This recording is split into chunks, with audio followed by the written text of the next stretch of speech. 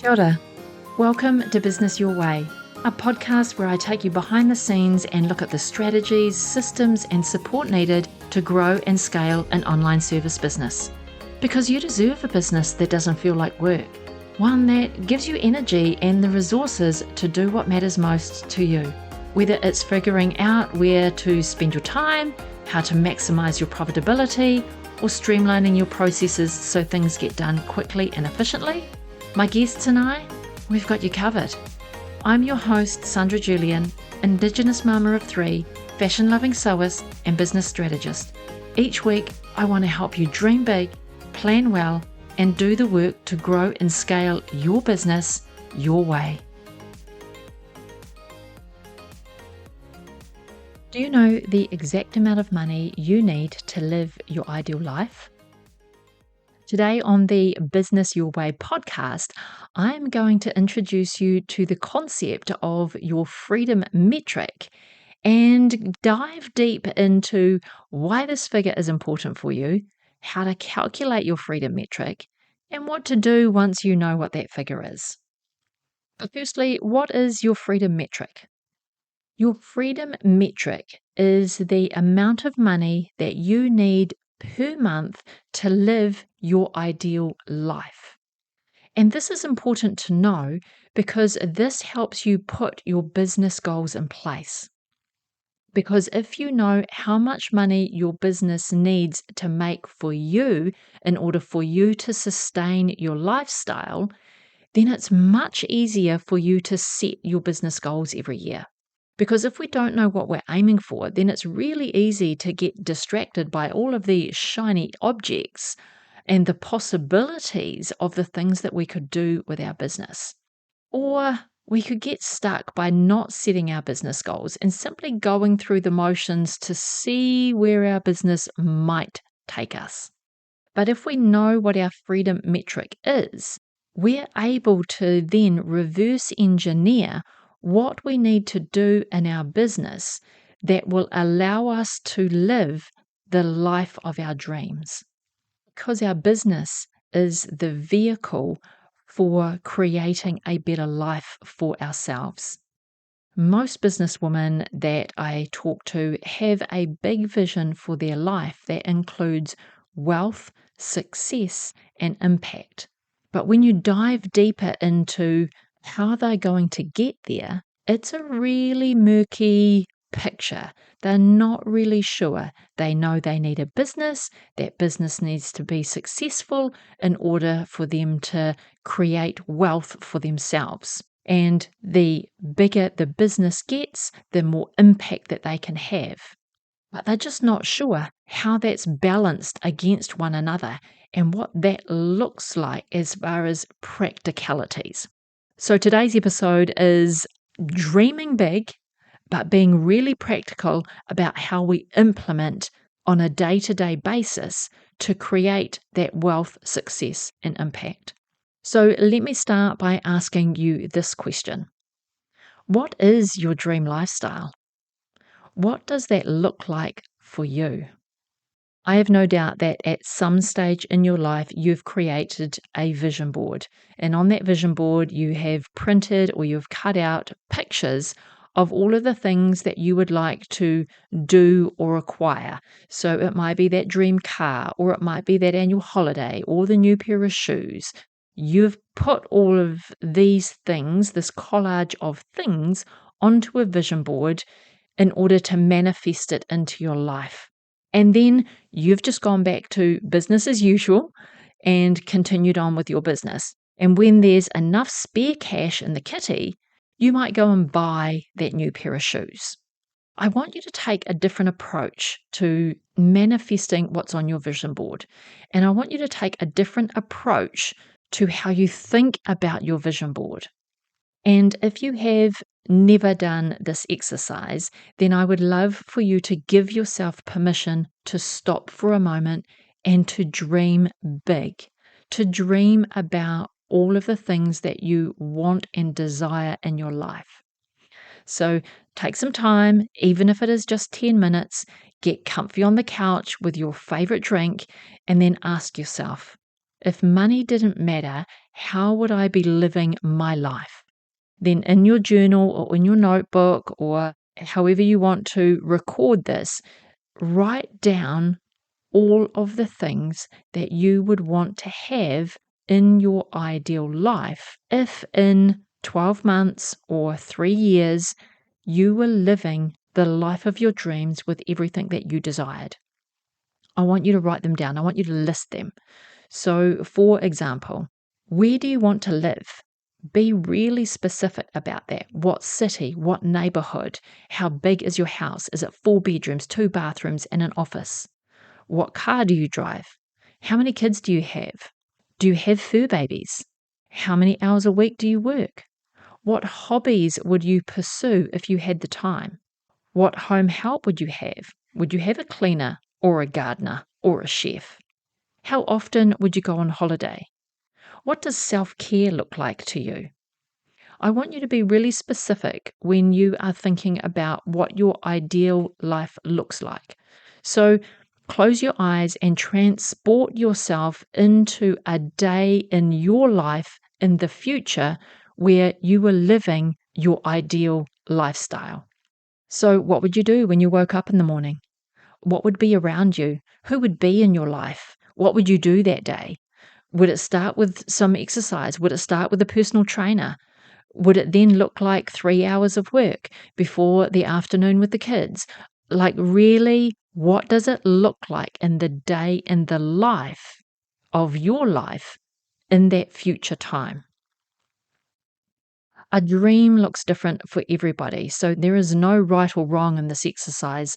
This is just you taking some time to dream really big about what you would want your life to be. The other way that I've heard also this exercise explained is imagine that you're writing your own eulogy. What would you want it to say about you and how you live your life? Take this exercise from that point of view. And I know this exercise isn't easy, like it's not easy for everybody. When I was in my 20s, I found this question really hard to answer because I didn't know what I wanted. I didn't allow myself to dream big because I limited it to my mind. And if I didn't know how I was going to make it happen, what was the point of dreaming anyway? So don't worry about what you can't have. And I look back on that now, I'm like, wow, how far I have come from my early 20s. So now I don't even worry about how I think I'm going to get there. I just simply give myself permission to dream about what my life would look like if I had all the money in the world to live my life as I desired. I mean, to be honest, I am still really practical at how I approach this exercise. But I do. I think about if I was living my ideal life, what would I do when I wake up? How many hours would I work? What would I do in with my other hours that I'm not working? How would I spend that time? What would be in my wardrobe? What shoes would I like to have? How would I like self-care to be? What things would I have afforded for my family? So I think about all of these things now and I write them down. And I love my business so much that even in my ideal life, I would still be building my business, but I would only be doing the things that bring me joy. And I'd have a team who I can delegate the rest to. So in my ideal life, I would be running a business where I would be only doing the things that are in my wheelhouse. And all of the things that I don't enjoy doing or I'm not really good at, I'd have a team that I can delegate that out to. So I've got a really clear picture of also what my business looks like when I'm living my ideal life. So this is what I want you to get to. I want you to have a list of all of the things that would be in your life if you were living your dream life. And once you have that list of things, then you're going to wrap some numbers around it. You're going to work out how much money you would need to live your dream life. That sounds a little bit daunting, I know, but it's not that hard, honestly. You can Google everything to get a ballpark figure of what things will cost. And the way to approach this is to make a list of what your life costs you now. So, what does it cost you for your mortgage? What does it cost you for your transportation? What does it cost you for groceries every week? What does it cost you for your power and your utilities every week? What are all of the things that you are currently paying out of your personal budget, not your business budget, your personal budget, list of all the things that you are currently paying. Now I want you to add to that list. So if one of the things on your ideal life list is to have some home help, so you want to have a cleaner, then I want you to add that to the list. How much does it take to have a cleaner a month? Let's say $200. Put a figure next to the cleaner on your list. If you want to take a family holiday once a year, what is the cost of that family holiday? Depending on how many kids you have, it might be $10,000. That's just a number I'm plucking out of the air, but you get what I mean.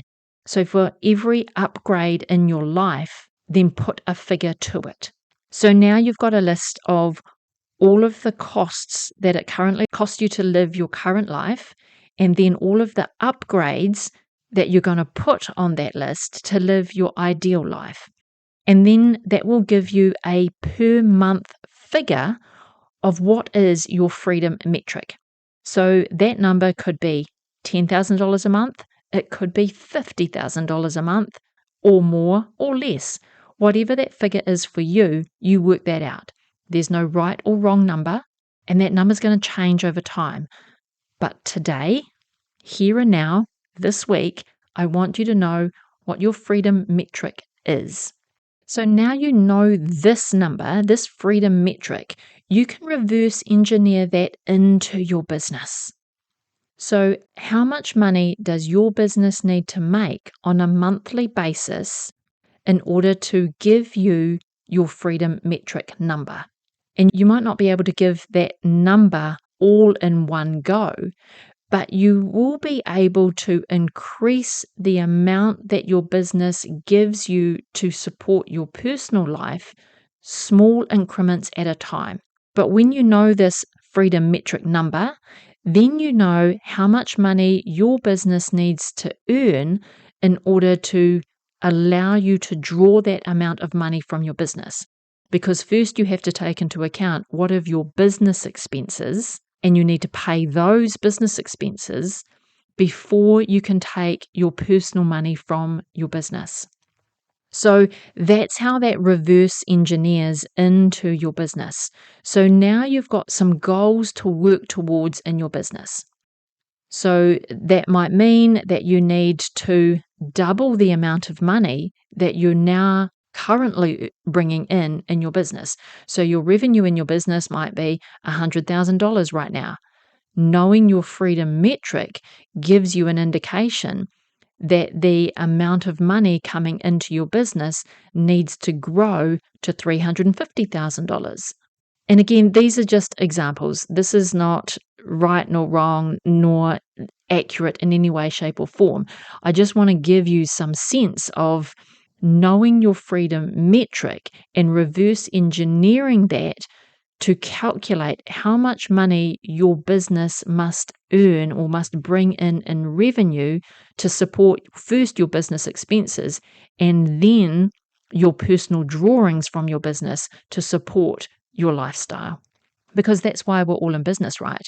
We want a business that supports our lifestyle and whatever that looks like. We're not in business just for the fun of it. Well, most of us aren't anyway. I know I'm not in business for the fun of it. While business is fun, I still need my business to generate money so I can live my life by design. And the calculation of how much money that your business needs to make and how many clients you need to work with in order to bring in that money, that's a whole separate episode. So just for today, while we're working out our freedom metric, I want you to record that all in a spreadsheet. So open a Google Sheet or a Excel spreadsheet, and I want you to document what are all of the expenses, What are the additional lifestyle upgrades or lifestyle extras that will contribute to you living your dream life? I want you to put that all in a spreadsheet and calculate that freedom metric. And then I want you to write that freedom metric on a sticky note, and I want you to put that on the wall where you can see it every day so you know what you're aiming for. Then the next time that you do this exercise, where you sit down and you dream about what your ideal life would look like and where you are at today and the things that need to be added into your life to get you to that ideal day, it will just be a matter of updating your spreadsheet. You won't need to start from scratch every time. You can simply just update your figures or add a new line into your spreadsheet, and hey presto, you've got your new freedom metric number. Don't overcomplicate this. Don't make it super fancy. Just make it super simple. And then we can go from there. You can revisit your freedom metric every 6 months. You can revisit it every quarter if you really wanted to. So anytime that you're thinking about your business goals and you're setting your business goals, I usually do this on an annual basis. That's the really good time to sit down and work out what is your freedom metric? What is your ideal life that you're aiming for? What does that look like? And what would that mean to you when you got there? And then reverse engineer that into your business goals, into your annual business goals. And now that you know this number and you know the things that you want to bring into your life in order to create that life of your dreams or put more desires into your life, now you can start embracing that ideal life one thing at a time. So, knowing your ideal life and working out how you're going to get there, it's not a due date. It's not a point in time where you go, right, I've reached my freedom metric. Now I'm going to put all of these things from my list into my life. Embracing your ideal life should begin now. So you need to start embracing that person that you want to be, that you've envisioned what your day looks like. You need to start embracing that life now. And that starts by putting one thing into place at a time. So your business earns a little bit more money. So then it allows you to take a little bit more out of your business to support your personal life. So now you've got a little bit more money in your personal life. So now you're going to take a look at your ideal life list and you're going to choose one thing from there and you're going to put that into your current life. So that might mean $200 more has come out of your business over to your personal bank account, and you're like, okay, now I can afford to employ a cleaner for 2 hours a week, every week. That's my $200 spent. That's going to free up 2 hours of my time to actually go and do some self-pampering or go and work 2 more hours to be more productive or take up a new hobby, whatever that means for you, however you want to spend that extra 2 hours that you've just freed up because you've hired a cleaner. And so next time that your business continues to do well and you can afford to put more money out of your business into your personal bank account, how are you up-leveling your life by taking one of those items off your ideal life list and implementing it into your life today? As your business grows and your personal drawings from your business grows, then start implementing one thing at a time from your ideal life list or from your freedom metric list. Implement them in small steps. And if, like me, you do this annually, when you get to your next annual planning and you sit down and you look at all of the things that you've achieved in the last 12 months from your ideal life list, you're going to be amazed at yourself. You're going to feel really fulfilled that you have taken steps towards living into your dream life. And then you set your freedom metric all over again. You sit down, you envision what a day in your life looks like with all of the things that you want in your life. You update your freedom metric spreadsheet, and then you reverse engineer that again back into your business goals. truly, this is inspiring when you can look back at what you've achieved in a year, not just the things that you've been able to achieve in your business, but when you look back at what that business success has enabled for your personal life. It's easy for us to forget to look at those things. We forget where we've come from. We've forgot what life looks like before we started to up level.